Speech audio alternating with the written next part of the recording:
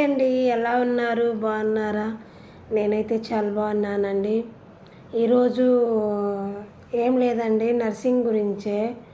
Merit list అయితే వచ్చింది కదా మొన్న. ఆ లిస్ట్లో మొన్న వీడియోలో అయితే చెప్పానండి. అలానే ఫస్ట్ లిస్ట్లో మన పేరు వచ్చిన తర్వాత అలానే సెకండ్ లిస్ట్లో కూడా మన పేరు రాకపోతే మనం ఏం చేయాలి? ఆ డౌట్ ఎవరికైనా రావచ్చు కాబట్టి వాళ్ళ కోసమైతే నేను వీడియో చేస్తున్నాను. సెకండ్ లిస్ట్లో పేరు రాకపోతే మనకి అప్లికేషన్ వచ్చిన తర్వాత ఏదైనా సర్టిఫికేట్లు మిస్ అయితే సబ్మిట్ చేయమని ఏమైనా పెట్టారా, రిమార్క్ ఏమైనా పెట్టారా అది చూసుకోవాలి. ఆ రిమార్క్ని మనం సరి చేయలేకపోతే సెకండ్ లిస్ట్లో మన పేరు అనేది రాదు. ఫస్ట్ అది చూసుకోవాలి మనం. తర్వాత ఏదైనా మిస్ అయిందా, ఊరి పేరు, డిస్టిక్ పేరు, మీ పేరు, మీ ఫాదర్ నేమ్, ప్రతి ఒక్కటి చెక్ చేసుకోవాలి. అన్నీ కరెక్ట్గా ఉన్నాయా లేవా. ఏదైనా అంటే మన సైడ్ నుంచి మనం కరెక్టే, కానీ వాళ్ళ సైడ్ నుండి ఎలా ఉన్నదనేది కూడా ఒకసారి మనం గమనించుకోవాలి. కాబట్టి సెకండ్ లిస్ట్లో పేరు రాలేదని టెన్షన్ పడకుండా ఫస్ట్ ఆఫ్ ఆల్ ఇది ఆలోచించండి. పేరు ఎందుకు రాలేదంటే వాళ్ళు ఏదైనా రిమార్క్ అనేది సర్టిఫికేట్లు ఏమైనా ఉంటే మనం సబ్మిట్ చేసి ఉండాలి. చేయకపోతే సెకండ్ లిస్ట్లో మన పేరు రాదు. ఎందుకంటే వాళ్ళు ఫస్ట్ లిస్ట్లో పక్కన ఇచ్చి ఉంటారు, ఖచ్చితంగా అయితే ఇస్తారు. అక్కడ అది మనం సబ్మిట్ చేయమని 2-3 డేస్లో సబ్మిట్ చేయమని మనకైతే చెప్పుంటారు. ఆ 3-4 డేస్లో ఖచ్చితంగా సబ్మిట్ చేసేస్తే వాళ్ళు దానికి యాడ్ చేసేస్తారు. లేదు చేయకుండా ఉంటే సెకండ్ లిస్ట్లో మన పేరు అనేది రాదు, నిజంగానే రాదు. కాబట్టి ఇంకోటిది, ఏదైనా మిస్టేక్ అయిందా, మిస్టేక్ అని మనకి ఎలా తెలిసిద్దంటే మనకు వచ్చిన లిస్ట్లోనే అన్నీ ఒకసారి గమనించుకోండి. మీ పేరుతో ఉన్నవాళ్ళు ఎంతమంది ఉన్నారు, మీ కేటగిరీ ఎంతమంది ఉన్నారు, అలా ప్రతి ఒక్క అక్షరంతో సహా చూసుకోవాలి. మన కేటగిరీకి ఎన్ని పోస్టులు ఉన్నాయో కూడా చూసుకోవాలి. లేకపోతే నీ పోస్ట్ ఎవరికైనా అమ్మేశారా అనేవి కూడా చూసుకోవాలి. ఎందుకంటే నీ కింద 10 మెంబర్స్ నీకు గుర్తుంటే వాళ్ళకు ఒక్కళ్ళకి జాబ్ వచ్చినా నువ్వు క్వశ్చన్ చేయడానికి రూల్స్ ఉంటాయి. ఎవరినైనా క్వశ్చన్ చేయవచ్చు మనం. నీ పైన 10 మందిని మీరు గుర్తుపెట్టుకోవాలి, పేర్లు ఖచ్చితంగా గుర్తుపెట్టుకోవాలి. వాళ్ళు అక్కడ నెంబర్స్ ఉంటే ఆ నెంబర్ తీసుకొని వాళ్ళతో కొంచెం టచ్లో ఉంటే మనకి ఇన్ఫర్మేషన్ అనేది తెలుస్తూ ఉంటుంది. అలానే ఫస్ట్ లిస్ట్లో వచ్చిన పేరు అప్పుడు మన నెంబర్ వచ్చి 100 అనుకోండి ఫస్ట్ లిస్ట్లో, సెకండ్ లిస్టుకి వచ్చేసరికి 200కి వచ్చేసింది. అంటే ఇంత గ్యాప్ ఎలా వచ్చిందని మీరు అనుకోవచ్చు. ఎలా వచ్చిందంటే కొంతమంది సర్వీస్ అనేది అప్పుడు యాడ్ చేయరు. సర్వీస్ అనేది యాడ్ చేయకుండా సెకండ్ లిస్ట్లో వీళ్ళు రిమార్క్ అని పెడతారు కదా, ఈ లేవు అన్నప్పుడు కొన్ని వాళ్ళు పెట్టేస్తారు. అప్పుడు సంపాదించైనా పెడతారు వాళ్ళు. అవి పెట్టినవి తీసుకొచ్చి ఆ రోజు ఆ సెకండ్ లిస్ట్ మెరిట్కి యాడ్ చేసేస్తారు. అందుకని మన పేరు కిందకైతే చాలా అంటే 2-3 అక్షరాలే కాకుండా 100లో ఉన్నది 200లో అలా కిందికి వచ్చేసిద్ది. అంత మాత్రం జాబ్ రాలేదని కాదు. మీ పేరు కింద ఎంతమంది ఉన్నారు, మీ పేరు పైన ఎంతమంది ఉన్నారు మొత్తాన్ని గుర్తుపెట్టుకోవాల్సిన అవసరం లేదు. 10 మెంబర్ని గుర్తుపెట్టుకుంటే చాలు. తర్వాత ప్రొవిజనల్ లిస్ట్ వచ్చింది కదా, మళ్ళీ మనం సెకండ్ లిస్ట్లో మన పేరు రాలేదు, మళ్ళీ ప్రొవిజనల్ లిస్ట్ వస్తుంది సర్టిఫికేట్ వెరిఫికేషన్కి.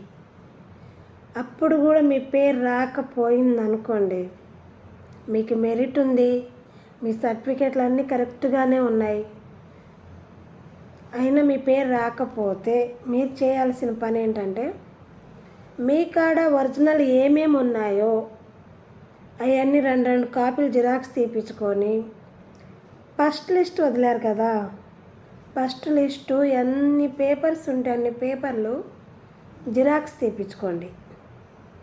సెకండ్ లిస్టు కూడా వస్తాయి కదా, సెకండ్ లిస్టు ఎన్ని పేపర్లు ఉంటే అన్ని పేపర్లు జిరాక్స్ తీపించుకోండి. మీ పేరు ఎక్కడ ఉందో అక్కడ ఒక మార్కర్తో ఇలా అండర్లైన్ చేయండి. మీ కింద వాళ్ళు ఉంటారు కదా, వాళ్ళు మెరిట్కి ఉన్నా లేకున్నా వాళ్ళు సర్టిఫికేట్లు వెరిఫికేషన్కి వచ్చి ఉంటే వాళ్ళ పేర్లు కూడా ఏరే మార్కర్తో ఇలా మార్క్ చేసేయండి. మీ పైన ఉన్న వాళ్ళు కూడా 10 మందిని వాళ్ళ మెరిట్ కూడా చూసుకొని మార్క్ చేసుకోవాలి. ఎందుకంటే మనం అనుకోవచ్చు, నా సెల్లో ఉంది కదండి, ఇది చూపిస్తే సరిపోయిద్దని. అధికారికి మన సెల్ చూపించలేము కదా, తనకి మన సెల్లో ఉన్నంత చూడాల్సినంత టైం కూడా ఉండదు. కానీ అదే పేపర్ అనుకోండి, పేపర్ కాబట్టి ఖచ్చితంగా మనం చూపించగలం, నోట్ చేయగలం. కాబట్టి చిన్న మిస్టేక్ కూడా వదలకుండా, సరే ప్రొవిజనల్ లిస్ట్ వచ్చిందిలే నాకు రాదులే అని అస్సలు అనుకోకుండా ఇవన్నీ చిన్న చిన్న లాజిక్ అన్నీ పాటించండి. అలానే ఈ పేపర్స్ అన్నీ తీసుకొని మీకు రిమార్క్ అనిపించిన వరకు వాళ్ళు మీకు సర్టిఫికేట్లు వెరిఫికేషన్ పిలిచినా పిలవకపోయినా వెళ్ళండి. ఎందుకు మీకు మెరిట్ ఉంటే అన్ని విధాలుగా మీరు కరెక్ట్ అయితే సర్టిఫికేట్లు వెరిఫికేషన్ మీకు మీ పేరు రాకపోయినా మీరు వెళ్ళండి. అన్నీ వెళ్ళి అక్కడ ఎవరిని కలవాలనేది ఆల్మోస్ట్ అందరికీ అప్పుడప్పటికే అర్థమవుతూ ఉంటుంది. ఇవన్నీ జరగవంటే కలెక్టర్ ఉంటారు మనకి డిస్టిక్కి, ఖచ్చితంగా కలెక్టర్ గారు అనేది ఉంటారు. కాబట్టి కలెక్టర్ ఆఫీస్కి వెళ్ళి, సార్ నీ ఫస్ట్ లిస్టు సెకండ్ లిస్టు అన్నీ చూపించాలి. నువ్వు మార్క్ చేసినది, సార్ నా పేరు ఇక్కడ ఉంది, ఈ అమ్మాయి ఇక్కడ ఉంది, నేను రాకుండా ఈ అమ్మాయి ఎలా వచ్చింది అని అడగవచ్చు. మనం ప్రతి ఒక్కదానికి రీజన్ అడగాలి. కలెక్టర్ గారు వింటారు. మనం చెప్పింది కరెక్ట్ అయినప్పుడు మనం గట్టిగా మాట్లాడి మన జాబ్ని మనం సాధించుకోవచ్చు. ఇంకోటిది, సర్టిఫికేట్లు వెరిఫికేషన్ అయిపోయిన తర్వాత చాలామందికి జరిగే మిస్టేక్ ఏంటంటే, సర్టిఫికేట్లు వెరిఫికేషన్కి వచ్చేసాము, పని అయిపోయింది, ఫైనల్ లిస్ట్లో పేరు వస్తే వచ్చింది లేకపోతే లేదని అనుకుంటాం. మనకి సర్టిఫికేట్లు వెరిఫికేషన్ రోజు మనకి మెరిట్ అనేది ఇస్తారు. మెరిట్ ఇంత అని ఇస్తారు, అంటే సర్వీస్ కలిపి, ఇయర్ ఆఫ్ పాసింగ్ కలిపి మొత్తం కలిసి మనకి పర్సంటేజ్ అనేది ఖచ్చితంగా అయితే ఇస్తారు. ఆ పర్సంటేజ్ని మనం ఏం చేయాలంటే, ఒక స్లిప్ ఇస్తారు మనకి, అంటే పేపర్ ఇచ్చి ఉంటారు కదా. ఆల్మోస్ట్ అప్పుడంటే సెల్లులు లేవు, ఇప్పుడంతా సెల్లులు కాబట్టి ఫోటో తీసుకోవాలి. ఫోటో తీసుకొని ఓకే నా మెరిట్ ఎంత, నేనంతా కరెక్ట్గానే ఉన్నానని డిసైడ్ అవ్వాలి.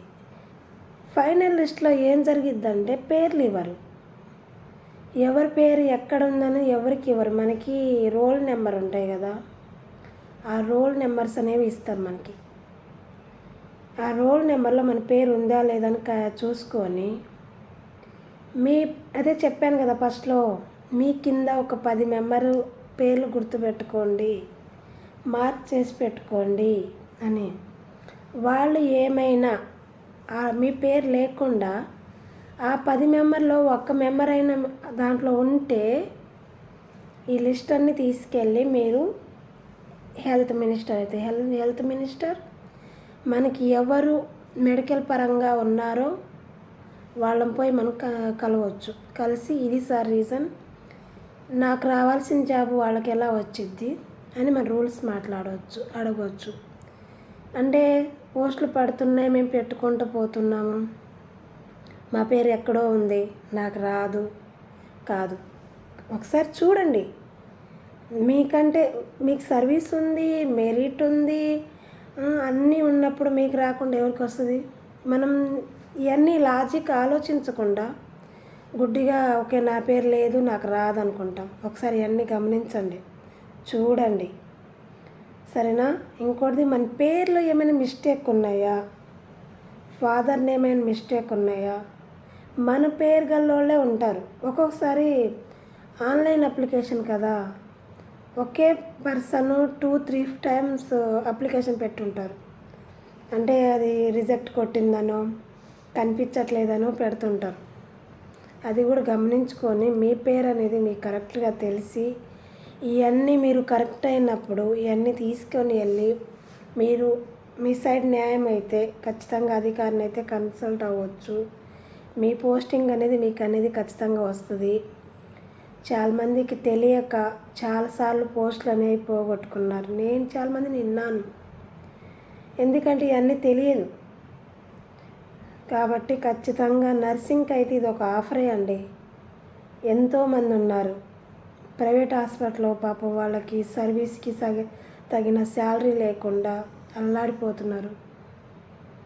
మనకి నోటిఫికేషన్ సరిగ్గా లేదు, ఇచ్చేదే కాంట్రాక్టు అవుట్ సోర్సింగ్ ఇస్తున్నారు. కాబట్టి వాటి కోసమైనా మనం ఒక 1000 పోస్టులకి 10,000 మంది దాకా పెట్టుకుంటున్నాం. అలాంటప్పుడు మనం గుడ్డిగా అరే పెడితే పెట్టాము వస్తే వచ్చిందని అస్సలు అనుకోవద్దండి. పెట్టిన పోస్ట్ని 10 సార్లు చూడండి. మీ పేరు ఎక్కడుంది, మీ పేరు కింద ఎంతమంది ఉన్నారు అవన్నీ లెక్కేసుకోండి. అన్నీ పర్ఫెక్ట్గా వెళ్ళి అన్నీ చూడండి. ఖచ్చితంగా అయితే మీరు ఎలిజిబుల్ అయిన పర్సన్ అయితే ఖచ్చితంగా మీ జాబ్ మీకే ఉంటుంది. సరేనా? ఇంకోటి నేను చాలామందికి చిన్న రిక్వెస్ట్ అయితే చేస్తున్నాను. నర్సింగ్ వాళ్ళకి చాలా పోస్టులు పడుతూనే ఉంటాయి. అవుట్ సోర్సింగ్ పడిద్ది, NHM పడిద్ది, రెగ్యులర్ కాంట్రాక్ట్ అని పడిద్ది. అంటే కొన్ని డిపార్ట్మెంట్లో పడుతూ ఉంటాయి చిన్న చిన్న పోస్టులు కూడా. ఇది చిన్నదే కాదా అని అస్సలు తక్కువ అంచనా వేయకుండా మీరు వెంటనే అప్లికేషన్ పెట్టడం అనేది స్టార్ట్ చేయండి. ఎందుకంటే గవర్నమెంట్కి తెలిసిద్ది, ఓకే ఇంతమంది నర్సులు ఉన్నారు. ఇప్పుడు స్టూడెంట్స్ పెరుగుతున్నారండి. GNM అని, BSc అని మెడికల్ పరంగా ఫుల్గా వస్తున్నారు. ఈ నర్సింగ్ స్టాఫ్ అనేవాళ్ళు పెరిగిపోతున్నారని ఇప్పుడు BSc నర్సింగ్ నీట్ రాయాలని, MCET రాయాలని ఆర్డర్ వచ్చేసాయి. కాబట్టి అప్పటికి సగం మంచిగా జరిగిందని అనుకోవచ్చు మనం. GNM కూడా ఇప్పుడు వాల్యూ లేకపోతుంది. కాబట్టి BScకే ఎక్కువ వాల్యూ ఉంది. కాబట్టి BSc చదవడానికే ఎక్కువ టైం ఇవ్వాల్సి వస్తుంది. అలానే నేను చెప్పేది ఏంటంటే స్టూడెంట్స్ పెరుగుతున్నారు. సంవత్సరానికి లక్షల్లో బయటకు వచ్చేస్తున్నారు స్టూడెంట్స్. ముందు చదివి సర్వీస్ ఉండి వయసు పైబడిపోతున్న స్టాఫ్ నర్సులు ఎంతోమంది ఉన్నారు. మీరు ఏదో ఒక చిన్న జాబ్ పడినప్పుడు పెట్టుకుంటా ఉన్నాం. దానికి కూడా వస్తే వచ్చింది పోతే పోయిందని గుడ్డిగా పెట్టి గుడ్డిగా వెళ్ళకూడదు. పెట్టిన తర్వాత నీ మెరిట్ ఎక్కడుంది, అసలు మీరు ఎక్కడ స్టాప్ ఎక్కడుంది, ఫుల్ స్టాప్ ఎక్కడుంది, అవన్నీ చూసుకోవాలి. నీ పేరు కింద ఎవరున్నారు, నీ పైన ఎవరున్నారు, వాళ్ళు అసలు లోకలా నాన్ లోకలా చూసుకోవాలి ముందు. ఇప్పుడు మన ఒంగోలు, గుంటూరు, నెల్లూరు అంతా ఒకటే కాబట్టి నో ప్రాబ్లం. మిగతా వాళ్ళు కూడా పెడతారు. నాన్ లోకల్ కింద ఇన్ని, లోకల్ కింద ఇన్ని అని తీస్తారు. అవి కూడా కౌంట్ చేసుకోవాలి. చాలా జాగ్రత్తగా అందరికీ పెట్టిన మీరు ఆశపడినట్టే మీ మెరిట్ చూసి మీరు అనుకున్నట్టే మీ అందరికీ పోస్టులు రావాలని అయితే చాలా హార్ట్ఫుల్గా అయితే కోరుకుంటున్నానండి. Watch for my video, subscriber చేసుకోండి. Thank you so much.